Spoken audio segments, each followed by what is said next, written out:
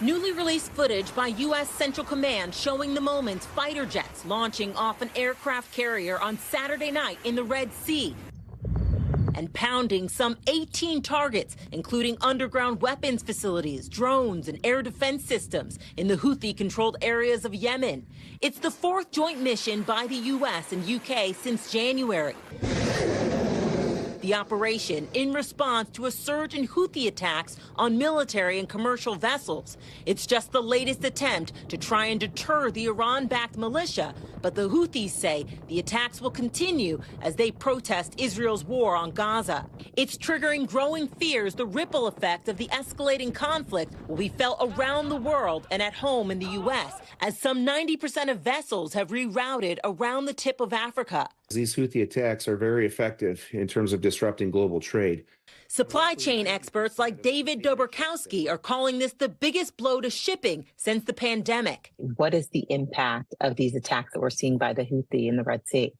About 40% of global trade to Europe goes through this region. Around a quarter of the United States trade goes through this region. And you might think, well, shoot, what's the big deal? Well, the big deal is it adds at least 1 to 2 weeks of extra shipping time to those deliveries. That can mean product shortages on shelves potentially, but it certainly means higher costs. Dobrzkowski says the cost to ship one container in December from Asia to the U.S. was $2,500.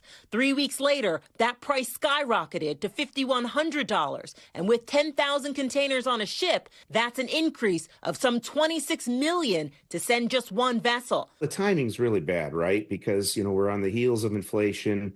But at the same time now, many products that come from Asia to the United States, ranging from toys to electronics, things like home decor items. The bad news is this is a major, large-scale disruption. A disruption that doesn't seem to be improving anytime soon. Tom, major car companies like Tesla had to temporarily pause their operations in Germany for 2 weeks because of a delay in parts. Experts are saying it could increase wait times for their vehicles. Now, NBC News has reached out to Tesla for a comment and haven't heard back. But The Guardian is reporting Tesla's 2-week pause could lead to about 5,000 to 7,000 cars not being built.